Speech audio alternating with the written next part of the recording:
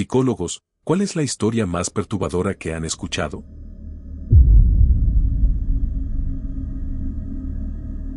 Soy psicóloga clínica y llevo varios años trabajando en salud mental. He escuchado muchas historias difíciles, pero hay una que todavía me incomoda recordar. Un día llegó a consulta un hombre de mediana edad. Desde que entró se notaba que no quería estar ahí. Se sentó frente a mí y lo primero que dijo fue: vine solo para cumplir. Igual hoy me voy a suicidar. No lo dijo con emoción. No estaba llorando, ni nervioso. Lo dijo completamente tranquilo, como si estuviera hablando de cualquier cosa. Le pregunté si hablaba en serio. Me respondió que sí. Que ya había dejado una carta de despedida sobre la mesa de su casa y que estaba decidiendo si tirarse al metro o desde un edificio alto. Hasta ahí, era una situación grave, pero algo que en este campo lamentablemente puede pasar. El problema fue cuando empezó a explicar por qué. Dijo que su esposa y su hija lo habían denunciado por maltrato. Lo reconoció sin ningún tipo de culpa. Contó que había engañado a su esposa con otro hombre durante bastante tiempo, y que cuando ella lo descubrió, decidió quedarse. Según él, eso la hacía responsable. Si se quedó, que no se queje, dijo. Sobre su hija, fue incluso peor.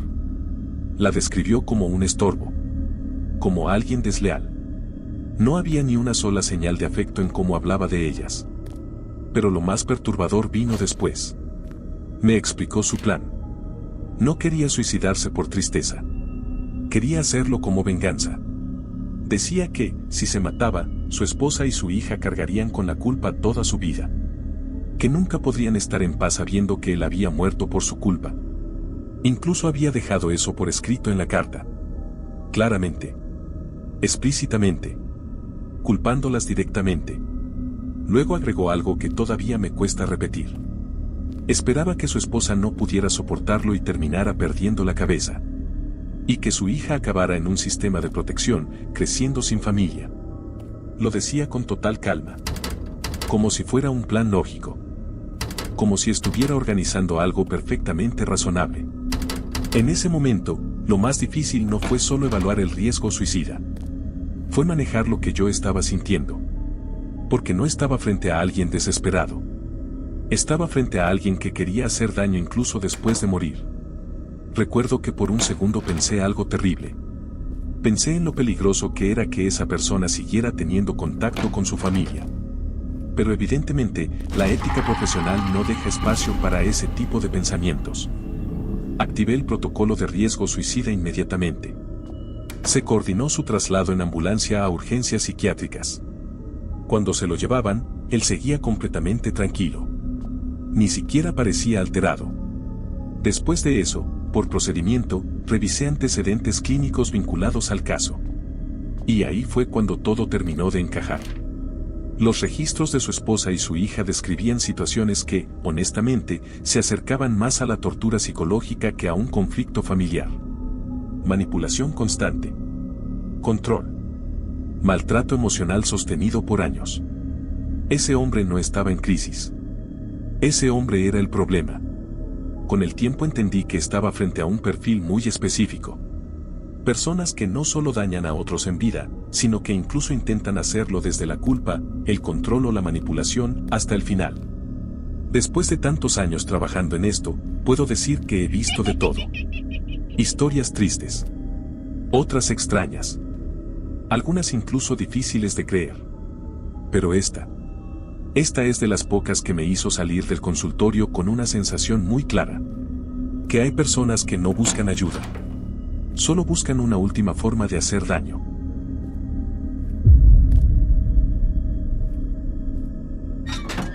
Soy psicóloga en un hospital donde también vemos pacientes psiquiátricos.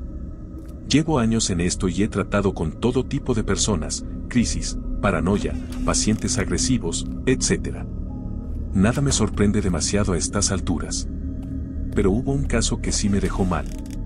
Una colega me pidió que me hiciera cargo de un paciente que le habían asignado. Esto ya de por sí era raro, porque ella es de las personas más profesionales que conozco. Literalmente fue médica en su país antes de venir aquí. Nunca la había visto evitar un caso. Le pregunté qué pasaba. Me dijo algo tipo, no me gusta este paciente. Le pregunté si había sido agresivo o algo. Me dijo que no. Pero estaba claramente alterada, cosa que en ella no es normal. Aún así, no quiso dar detalles. Solo me pidió que si podía tomar el caso.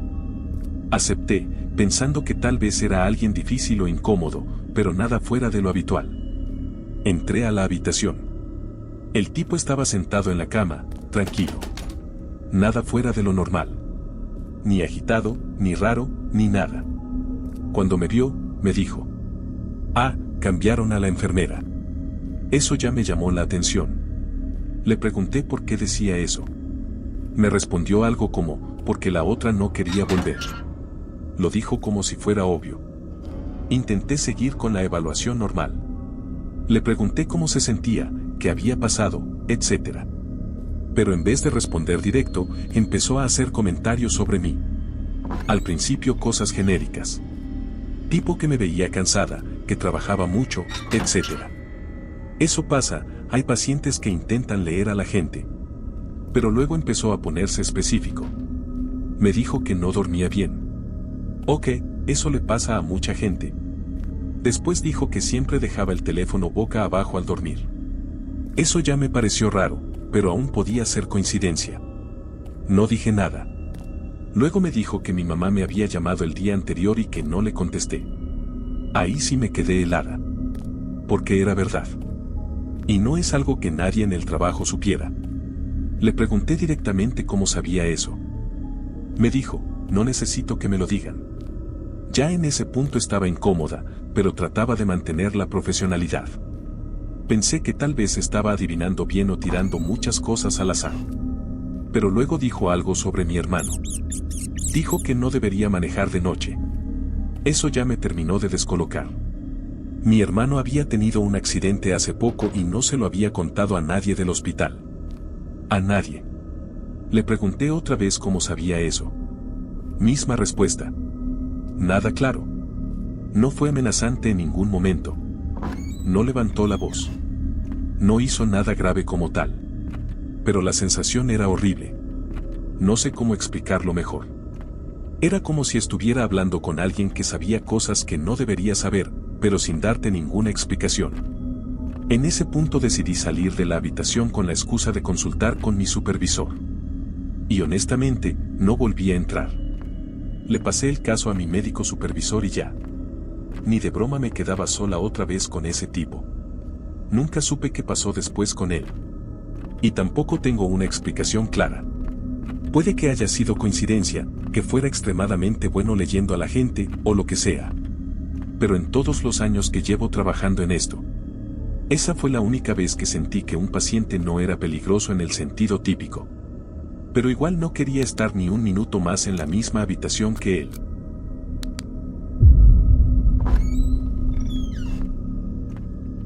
No soy psicólogo, pero soy amigo de alguien que está estudiando para ser trabajador social. Sin dar muchos detalles. Su pasantía implicaba trabajar con personas con enfermedades mentales. Uno de sus clientes era un chico de 19 años que, a pesar de ser esquizofrénico, parecía un tipo bastante normal. Su trabajo básicamente consistía en sacar a sus clientes de la casa, ayudándolos a hacer cosas que necesitaban hacer, etc. Entonces, a menudo llevaba a este chico a la tienda de comestibles o a hacer otros mandados. Ocasionalmente hacían algo solo por diversión, como ir a un parque o a un museo, etc. Todo esto en el contexto de que ella era su trabajadora social. Varios meses después, él comenzó a llamarla a su número de teléfono personal, que se suponía que no debía tener. Ella nunca descubrió cómo lo consiguió. Al principio, estas llamadas eran más o menos normales, necesito ayuda con X cosa o me preocupa y... Ella no le dio mucha importancia. Luego tuvo una emergencia familiar y alguien tuvo que reemplazarla por unos días. Mientras ella no estaba, él llamó a su teléfono sin parar. El día antes de que ella supuestamente regresara al trabajo, le dijo a su reemplazo que estaban enamorados y que ella iba a fugarse con él. Esto causó cierta preocupación a su reemplazo, ya que eso habría sido completamente poco ético por parte de mi amiga, por decirlo menos. El reemplazo llamó a su supervisor, expresó su preocupación y mi amiga regresó a su pasantía a una completa tormenta de mierda. Obviamente, ella no estaba tratando de fugarse con su cliente, ni estaba enamorada de él. Su jefe y el personal superior tuvieron una reunión con ella, el cliente y su madre. En esta reunión, mi amiga le dijo que no estaba enamorada de él y que, lamentablemente, ya no trabajaría con él por su propio bien. A él no le gustó esto. Además del arrebato en la reunión, también continuó llamándola. Luego comenzó a aparecer donde ella iba a la escuela. Luego fue a un restaurante al que ella había ido en una cita y se sentó frente a ellos, pidió un café y nada más, no bebió el café y la miró fijamente todo el tiempo. La siguió a su pasantía y también a su casa. Ella informó esto, principalmente por preocupación por su bienestar, ya que obviamente no se estaba cuidando a sí mismo por lo que ella podía ver. El lugar donde estaba haciendo su pasantía lo dejó como cliente, básicamente lavándose las manos del asunto. Todo estuvo tranquilo durante unas semanas, pero las llamadas telefónicas se reanudaron. Esta vez con amenazas. Dijo que sabía que ella lo amaba pero que estaba en negación. Le seguía diciendo que estaba bien, que no importaba lo que nadie más pensara de ellos. Cuando ella continuó explicando que este no era el caso, él comenzó a amenazarla. Esto culminó en que él intentó apuñalarla afuera de su escuela. Fue internado, pero luego liberado. Ella cambió su número de teléfono, pero comenzó a recibir llamadas nuevamente tan pronto como él salió. Tuvo que tomar una licencia de la escuela y, de hecho, se ha mudado de ciudad por completo para tratar de alejarse de él.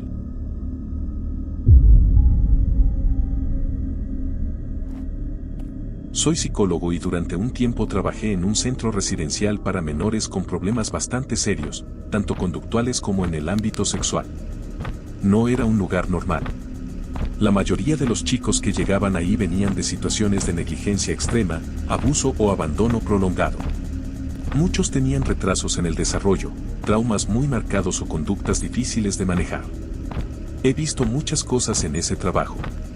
Pero hay una que todavía me cuesta sacar de la cabeza. Llegó un chico de 13 años nuevo al centro. Desde el primer día era evidente que había algo diferente en él. Físicamente parecía mucho menor, como de unos 8 años, y a nivel mental probablemente estaba incluso por debajo de eso. Tenía comportamientos muy infantiles, dificultades para comunicarse y, en general, no parecía entender muchas cosas básicas para su edad. Los primeros días fueron tranquilos, hasta que empezaron las quejas. Varios chicos comenzaron a decir que el baño estaba quedando en condiciones muy malas. Hablaban de sangre, de heces en el asiento, en las paredes del cubículo.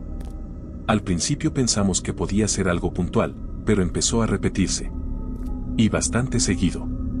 No tardamos en darnos cuenta de que el nuevo chico probablemente era el responsable. Sobre todo porque había algo muy llamativo, iba al baño constantemente. Cuando digo constantemente, me refiero a cada 15 o 20 minutos. Era exagerado.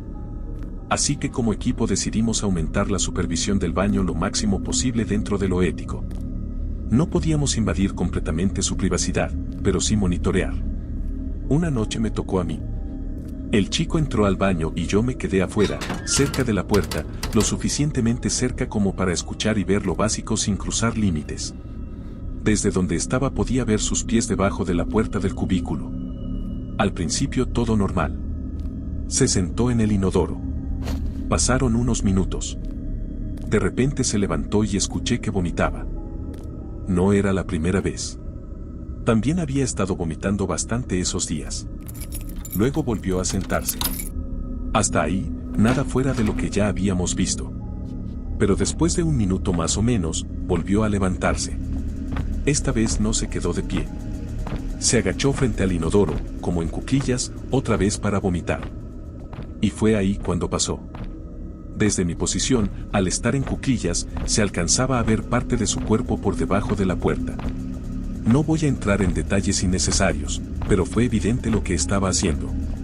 Tenía la mano detrás, introduciendo los dedos, de forma repetitiva, como si estuviera intentando sacarse algo. Pero lo que más me impactó fue que había sangre. Bastante. Y la forma en que lo hacía, no era algo puntual. Era como si fuera algo habitual para él. Me quedé completamente paralizado unos segundos. No era algo que esperara ver en ese contexto. Ni siquiera era fácil de procesar en el momento. Mi reacción fue inmediata después de eso. Lo sacamos de ahí y activamos todo el protocolo médico. Lo llevaron a evaluación urgente. Después de varios exámenes y revisiones, se confirmó lo que sospechaban. Tenía un estreñimiento severo. Pero no solo eso. A sus 13 años ya presentaba un prolapso anal. Era el resultado de años de negligencia, de no haber recibido atención médica adecuada y probablemente también de conductas que nadie había corregido a tiempo. Fue duro. No solo por lo físico, sino por lo que implicaba todo lo que había pasado antes de que llegara ahí. Con el tiempo, y con tratamiento adecuado, el chico mejoró bastante. Fueron años de trabajo, pero hubo cambios reales, tanto físicos como a nivel conductual. De hecho, llegó a avanzar mucho más de lo que esperábamos al inicio. Pero hay cosas que se te quedan grabadas. Y esa imagen en particular. No es algo que se me haya olvidado. He trabajado con casos muy complicados. He visto situaciones fuertes. Pero esa fue una de las pocas veces en las que salí de mi turno pensando más en lo que había visto, que en cómo ayudar clínicamente al paciente.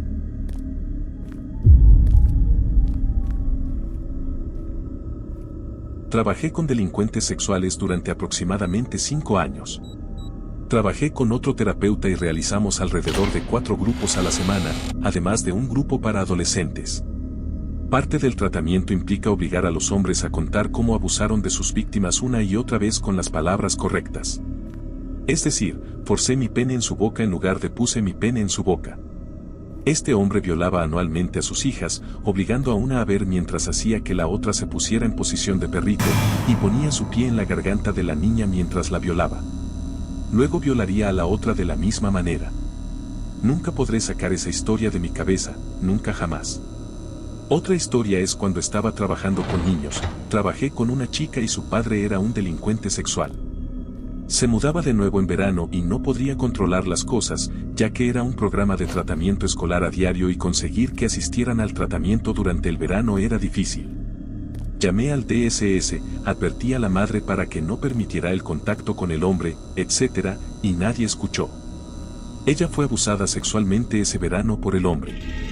Advertí a todos los que pude y me sentí impotente para ayudar a otros durante un tiempo después de eso.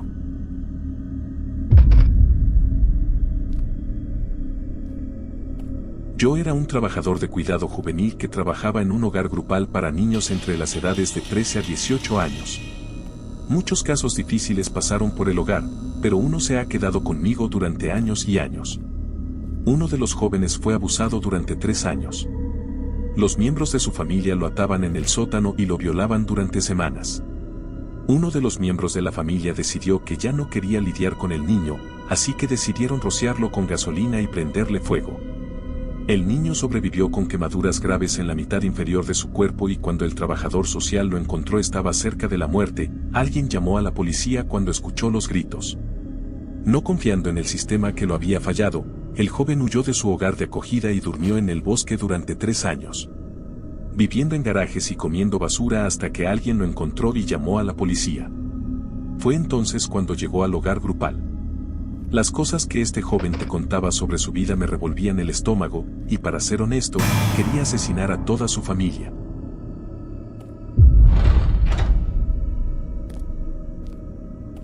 Está bien, así que soy psicólogo, pero no del tipo que ve a pacientes, y esta historia me la contó un amigo que trabaja en una unidad psiquiátrica para chicos con graves discapacidades de comportamiento, así que tómalo con un grano de sal.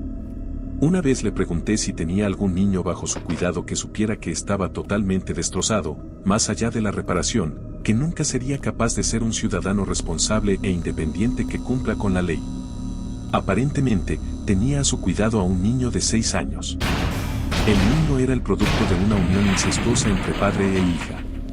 Durante los primeros 4 años de su vida, su padre abuelo lo prostituía con sus amigos, es decir, tomaba dinero de hombres y les dejaba tener relaciones sexuales con su hijo infante.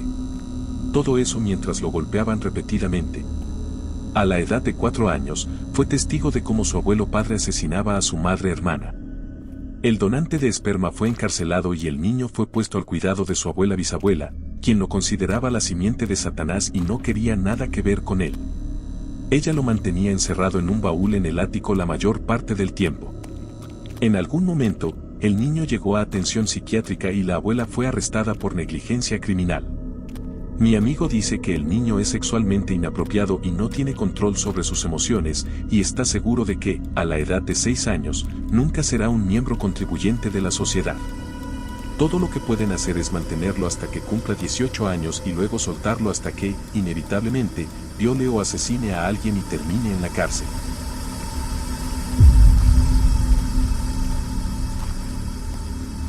Soy psicólogo y durante algunos años trabajé con pacientes derivados por orden judicial. Eso significa que no venían porque quisieran ayuda, sino porque algo había pasado y estaban obligados a asistir a terapia. He visto muchos casos relacionados con conductas de riesgo, impulsividad y parafilias, pero hubo uno en particular que todavía me cuesta explicar sin que suene irreal. Era un hombre adulto que llegó derivado después de un accidente bastante grave. Cuando me entregaron el caso, lo primero que leí fue el informe médico y policial, y sinceramente pensé que había algún error. No lo había. En la primera sesión, el paciente era sorprendentemente tranquilo. Nada de lo que decía su historial coincidía con su forma de hablar. Era educado, colaborador, incluso parecía avergonzado. Pero a medida que empezó a contar su historia, todo empezó a tener sentido. Había tenido una infancia marcada por abuso severo. No entró en muchos detalles al inicio, pero era evidente que había una relación directa entre eso y su conducta actual. Desarrolló una fijación muy específica. No era solo una preferencia extraña. Era algo más profundo. Decía que necesitaba sentirse como basura. Literalmente usó esas palabras. No era una metáfora para él. Con el tiempo empezó a buscar contenedores de basura en lugares aislados. Se metía dentro. Pasaba tiempo ahí. Al principio era algo esporádico, pero fue escalando. Como suele pasar con este tipo de conductas, dejó de ser suficiente. Necesitaba más estímulo, más intensidad. Entonces empezó a llevar consigo materia en descomposición. En una de las sesiones mencionó específicamente calamares. Los dejaba descomponerse y luego los usaba. Cuando lo dijo, lo hizo con una naturalidad que contrastaba completamente con lo que estaba describiendo. No había dramatismo. No había vergüenza en el momento de contarlo. Solo lo explicaba como parte de su rutina. Lo más preocupante no era solo la conducta en sí, sino el nivel de riesgo que estaba empezando a asumir. Había encontrado un compactador de basura en un lugar relativamente aislado. Sabía que tenía un horario automático. Y empezó a usar eso como parte del proceso. Se metía dentro y esperaba. Según él, parte de la experiencia era salir antes de que el compactador se activara. Lo describía como una especie de límite. Un punto donde podía perder el control de la situación. Y eso, en lugar de detenerlo, lo atraía más. Ahí es cuando dejó de ser solo una conducta problemática y pasó a ser una situación potencialmente fatal. Una noche, simplemente no salió a tiempo. El compactador se activó. Las lesiones fueron graves. Perdió parte de una pierna. Fue encontrado a la mañana siguiente por personal del lugar. El estado en el que lo encontraron fue lo que llevó a la intervención policial y, eventualmente, a la orden de tratamiento psicológico. Cuando llegó a consulta, ya había pasado la fase más crítica a nivel médico. Pero el problema de fondo seguía ahí. Lo más difícil del caso no fue solo entender la conducta. Fue entender cómo algo tan autodestructivo podía estar tan profundamente ligado a su forma de procesar el pasado. No era simplemente una conducta extrema. Era una forma distorsionada de lidiar con algo mucho más antiguo. Trabajamos bastante tiempo en terapia. Hubo avances, retrocesos, momentos donde parecía que entendía el riesgo y otros donde claramente no. Pero lo que más se me quedó de ese caso no fue solo la historia. Fue lo fácil que es que una conducta escale cuando está conectada a algo tan profundo. Y cómo alguien puede seguir cruzando límites. Incluso cuando esos límites ya están poniendo en riesgo su propia vida.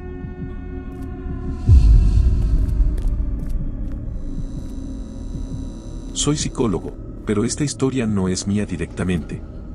Me la contó una colega mayor con la que trabajé hace años, que antes había sido enfermera en un hospital psiquiátrico en los años 80. Siempre decía que esa época era muy distinta a lo que vemos ahora. Menos protocolos, menos supervisión y muchos pacientes que hoy en día estarían en otro tipo de tratamiento. Una vez, en una conversación informal, me contó un caso que se le había quedado grabado toda la vida. Había una paciente con la que ella tenía bastante cercanía. No en el sentido poco profesional, sino que dentro del entorno del hospital, era de esas pacientes con las que podías hablar tranquilo. Era funcional dentro de lo que cabía, conversaba, no era agresiva. De hecho, mi colega decía que muchas noches se quedaba hablando con ella simplemente porque era agradable. Lo que pasa es que, con el tiempo, empezó a hacer algo raro. Empezó a guardar su propio cabello. Cada vez que se le caía o se lo cortaban, lo recogía. Al principio nadie le dio importancia. No era algo completamente fuera de lo común en ese entorno. Pero poco a poco empezó a usar ese cabello para construir algo. Literalmente lo moldeaba. Le daba forma. Y con el tiempo terminó haciendo una especie de muñeca. Hecha completamente de su propio pelo. Hasta ahí, podría parecer una conducta extraña, pero no necesariamente alarmante dentro de ese contexto. El problema vino después. Porque en algún punto, esa muñeca dejó de ser una muñeca. Para ella, era su bebé. Y no en el sentido simbólico. No era algo tipo esto representa a un hijo. Ella estaba completamente convencida de que ese objeto tenía vida. Que era su hijo. Que estaba ahí. Que existía. Empezó a hablarle, a cargarlo, a protegerlo. Lo llevaba a todas partes. Dormía con él. Y si alguien intentaba tocarlo, reaccionaba muy mal. Mi colega decía que lo más inquietante no era la conducta en sí, sino la convicción. No había duda en ella. No había momentos de lucidez donde dijera sé que no es real. Para ella, era completamente real. Eso se mantuvo así durante bastante tiempo. Dentro de lo que cabe, la situación estaba estable. Hasta que pasó algo. Un día tuvo un conflicto con otra paciente. Una discusión que, según me contaron, empezó por algo completamente trivial. Pero escaló. Y en medio de eso, la otra paciente hizo algo impulsivo. Le quitó la muñeca. Y la destruyó. Literalmente la rompió y la tiró por el inodoro. Mi colega decía que lo que vino después fue una de las reacciones más fuertes que había visto en su carrera. La paciente entró en un estado de desesperación total. No era solo enojo. Era pánico. Dolor real. Como si hubiera perdido a alguien. Intentó hacerse daño ese mismo día. Tuvieron que intervenir rápidamente. A partir de ahí, ya no volvió a ser la misma. Dejó de interactuar como antes. Dejó de hablar con el personal. Pasaba la mayor parte del tiempo en silencio o murmurando cosas. Y cuando hablaba, siempre era lo mismo. Decía que su bebé estaba perdido. Que alguien se lo había quitado. Que tenía que encontrarlo. Mi colega me dijo algo que se me quedó grabado. Que en ese momento entendió que, aunque para el resto era solo un objeto, para esa mujer la pérdida había sido completamente real. Y que, en su mente, no le habían quitado una muñeca. Le habían quitado a su hijo.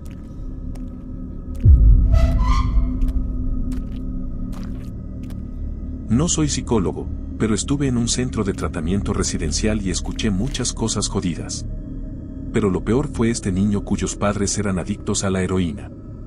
Lo drogaron cuando tenía 5 años y a menudo encontraban a su madre desmayada con agujas por todas partes. También tenían fiestas / orgías y sufría abusos sexuales por parte de sus padres y amigos de sus padres. Le dispararon y lo golpearon estos amigos de sus padres. También vio a su padre echar gasolina a su madre y prenderle fuego, ella murió por eso. Probablemente lo peor es que cuando se escapó del centro, en su carta dijo que simplemente no podía contarnos el resto, que podría ser peor. Si el video te ha gustado dale like y suscríbete. Nos vemos.